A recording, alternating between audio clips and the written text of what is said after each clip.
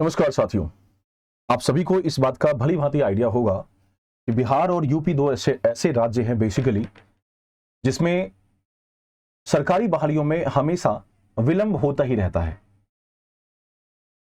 तो इन्हीं चीजों से जुड़ी हुई एक खबर जो कि यूपी से निकल के आ रही है, उसकी एक मैंने कटिंग लगाई हुई है, आप इसे देख सकते हैं, पढ़ सकते हैं। शिक्षकों के प्रमोशन की तैयारी, वरिष्ठता का पता नहीं।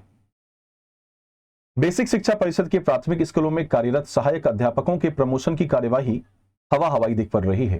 डेडलाइन बीतने के बावजूद 1/3 जिलों ने अंतिम वरिष्ठता सूची ही जारी नहीं की है।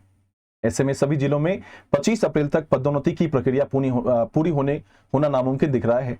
सचिव प्रताप सिंह बघेल ने वेबसाइट www.basic-upsdc.government.in पर जारी अंतिम वरिष्ठता सूची पर शिक्षकों से 5 से 11 अप्रैल तक आपत्ति करने का निर्देश दिया था।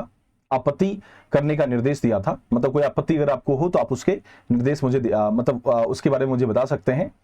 डेडलाइन बीतने के बावजूद 75 में से 51 जिले ही शिक्षकों की अंतिम वरिष्ठता सूची अपलोड कर सके। मतलब सब मिला के 75 जिलों में से मात्र 51 जिले ऐसे हैं जिन्होंने अंतिम वरिष्ठता सूची अपलोड की है, जबकि सभी को कर देना चाहिए था। 25 अप्रैल तक ये चीजें हो जानी चाहिए थी, लेकिन अब तक हुई नहीं। 25 अप्रैल तक पदोन्नति की प्रक्रिया पूरी हो जानी चाहिए थी, लेकिन हुई नहीं। मतलब अभी तक जो चीजें चल रही हैं उससे ऐसा प्रतीत होता है कि 25 अप्रैल तक तो ये शायद मुश्किल ही हो पाएगा। इन 51 में मतलब 51 जिले जिन्होंने वरिष्ठता सूची की अंतिम वरिष्ठता सूची अपलोड की है, उनमें से बलरामपुर, हापुड़ और कानपुर देहात ऐसे हैं जिन्होंने 5 अप्रैल के बाद अंतिम वरिष्ठता लिस्ट अपलोड की है। 5 से 11 अप्रैल तक ऑनलाइन आपत्ति दर्ज करने के लिए शिक्षकों को ओटीपी मिलनी थी, लेकिन ओटीपी ही 10 अप्रैल से मिलनी शुरू हुई। यानी अधिकांश शिक्षक ऑनलाइन आपत्ति ही दर्ज नहीं कर सके, जबकि आपत्ति का निस्तारण 12 से 15 अप्रैल तक करना था। ऐसे में जब आपत्ति लेने और निस्तारण की प्रक्रिया ही नहीं हो सकी तो प्रमोशन की बात तो बहुत दूर है।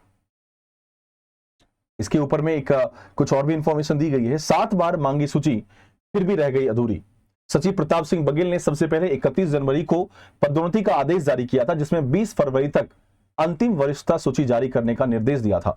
उसके बावजूद 27 फरवरी, 6 मार्च, 13 मार्च, 16 मार्च, 21 मार्च और 4 अप्रैल तक लिस्ट जारी करने का मौका दिया गया, लेकिन उसके बावजूद भी 24 जिले लिस्ट जारी नहीं कर सके हैं। इसके अलावा कल मैंने आपको बताया था, लास्ट वाले इवेंट में मैंने आपको बताया था कि प्रमोशन में आचार संहिता भी फंस सकेगा। असिस्टेंट जो प्रोफेसर हैं उनमें भी आचार संहिता का पेच लग सकता है, क्योंकि अभी यूपी में इलेक्शन का दौर चल रहा है। अब थोड़ी दिक्कत तो होगी। शिक्षकों को प्रमोशन में नगर निकाय चुनाव की आचार संहिता की भी बाधा बनेगी। जानकारी की माने तो बेसिक शिक्षा विभाग को पदोन्नति आदेश जारी करने से पहले चुनाव आयोग से अनुमति लेनी होगी। तो अब देखिए, अभी यूपी जिले की बात करें तो यूपी जिले में ऐसी चीजें निकल के आ पा रही हैं। तो आप बेसिकली देखोगे तो यूपी और बिहार ऐसे ही कुछ राज्य हैं जहां पे सरकारी जो काम होते हैं वो काफी स्लो हो रहे हैं, काफी ज्यादा स्लो हो रहे हैं। जिस गति से होनी चाहिए उस गति से हो नहीं पा रही है। और मैं आपको बता देना चाहता हूं कि बिहार में टीचिंग की बहुत बड़ी वैकेंसी आने वाली है। तो अगर आप में से कोई बच्चा उस चीज के लिए एलिजिबल है तो जरूर उस चीज का फॉर्म फिल करिएगा, बहुत अच्छा रहेगा आपके लिए। और इस बार तो जितने भी टीचिंग एग्जाम्स होने वाले हैं बिहार में, उन सभी एग्जाम्स सभी एग्जाम्स को राजकीय स्तर पर जोड़ दिया गया है। तो ये एक बेनिफिशियल चीजें हैं, बेनिफिट वाली चीजें हैं। उस नोटिफिकेशन को जरूर पढ़िएगा और जरूर अप्लाई करने की कोशिश करिएगा। उम्मीद करता हूं आज का ये सेशन आपको अच्छा लगा होगा। अगर आप ऐसे ही कुछ और भी अपडेट्स हमारे से चाहते हैं तो आप हमारे रिजल्ट गुरु के टेलीग्राम चैनल से जुड़ सकते हैं, जिसका लिंक इसी क्लास के डिस्क्रिप्शन बॉक्स में दिया गया है। या आप चाहें तो जो आपके सामने स्क्रीन पे स्कैनर दिख रहा है, इस स्कैनर को क्लिक करके, इस स्कैनर को स्कैन करके भी आप हमारे टेलीग्राम चैनल से जुड़ सकते हैं बच्चा।